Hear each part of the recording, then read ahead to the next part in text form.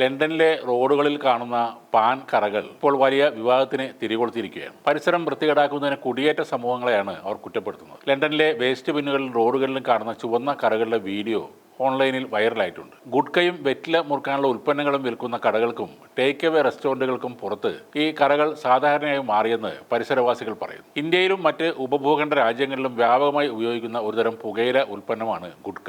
അടയ്ക്ക, പുകയില, മധുരപലഹാരങ്ങളും മറ്റ് ഐറ്റങ്ങളൊക്കെ ചേർത്ത് വാണിജ്യപരമായി നിർമ്മിക്കുന്ന ഒരു മിശ്രിതം ആണത്. സാധാരണയായി ചെറിയ പാക്കറ്റുകളിൽ ലഭിക്കുന്ന ഗുഡ്ക വായിലിട്ട് ചവയ്ക്കുമ്പോൾ നേരിയ രീതിയിൽ ഉത്തേജനം ലഭിക്കുന്നു എന്നാണ് ഇത് ഉപയോഗിക്കുന്നവർ പറയുന്നത്. ഇങ്ങനെ ചവച്ച പാൻ അല്ലെങ്കിൽ ഗുഡ്ക തുപ്പിയതിൻ്റെ ഫലമായി ഉണ്ടാകുന്ന ചുവപ്പ് കലർന്ന തവിട്ട് നിറത്തിലുള്ള പാടുകളാണ് പാൻ കറകൾ. ഇന്ത്യയിൽ ഗുഡ്കയ്ക്കുള്ള വലിയ രീതിയിലെ പ്രചാരവും ലണ്ടനിൽ വലിയ തോതിൽ ഇന്ത്യൻ കുടിയേറ്റ സമൂഹം ഉള്ളതും ഈ പാൻ കറകൾക്ക് ഇന്ത്യക്കാരാണ് ഉത്തരവാദികളെന്ന് പലരും അനുമാനിക്കാൻ ഇടയാക്കി. ഇന്ത്യക്കാർ അവരുടെ രീതിയിൽ ഇവിടെ ജീവിക്കുന്നു. ഇനി അവർക്ക് വിസ് നൽകുമ്പോൾ പല്ലുകൾ പരിശോധിക്കണം എന്നൊക്കെയാണ് അവിടെയുള്ളവർ പറയുന്നത്. UK-യിൽ പാൻ ഉൽപ്പന്നങ്ങളുടെ വിൽപ്പന നിരോധിക്കുന്ന നിയമങ്ങളൊന്നും ഇപ്പോൾ നിലവിലില്ല. എന്നാൽ ലണ്ടൻ തെരുവുകളിൽ ചവച്ചു തുപ്പിയ പാനിന്റെ കറ നീക്കം ചെയ്യാനായി അധികൃതർ ചെലവഴിക്കുന്ന തുക വളരെ വലുതാണ്. ലണ്ടനിലെ ബ്രെൻഡിൽ നിന്ന് ഈ പാനിന്റെ കറ പിടിച്ച പാടുകൾ നീക്കം ചെയ്യാൻ ഒരു വർഷം ഏതാണ്ട് 35 ലക്ഷം രൂപ ചെലവഴിക്കുന്നു എന്നാണ് ബ്രെൻഡ് കൗൺസിലിന്റെ വെളിപ്പെടുത്തൽ. അതോടെ കുടിയേറ്റക്കാരുടെ തുപ്പൽ നീക്കം ചെയ്യാനും നമ്മുടെ പണം തന്നെ വേണമെന്ന വിമർശനവുമായി രാജ്യത്തെ തീവ്ര വലതുപക്ഷ വിഭാഗക്കാർ രംഗത്ത് വന്നു. തീവ്ര വലതുപക്ഷ വിഭാഗക്കാരനായ ടോമി റോബിൻസിന്റെ എക്സിലെ പോസ്റ്റിൽ പറയുന്നത്,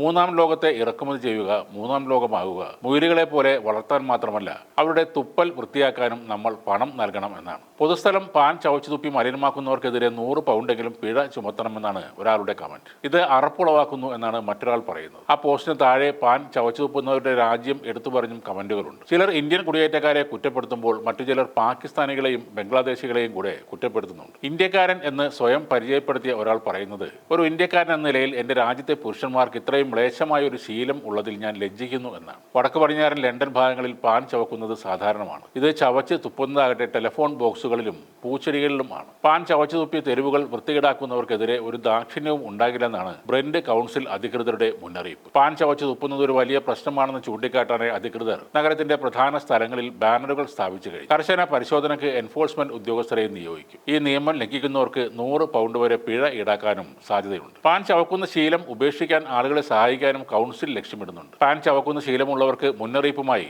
UK-യിലെ നാഷണൽ ഹെൽത്ത് സർവീസും രംഗത്ത് വന്നു. പുകയില ചവയ്ക്കുന്നത് ക്യാൻസർ ഉൾപ്പെടെയുള്ള ഗുരുതരമായ അപകട സാധ്യതകൾ ഉണ്ടാക്കുമെന്ന് NHS ആരോഗ്യ വിദഗ്ധർ ഒരു മുന്നറിയിപ്പും നൽകിയിട്ടുണ്ട്.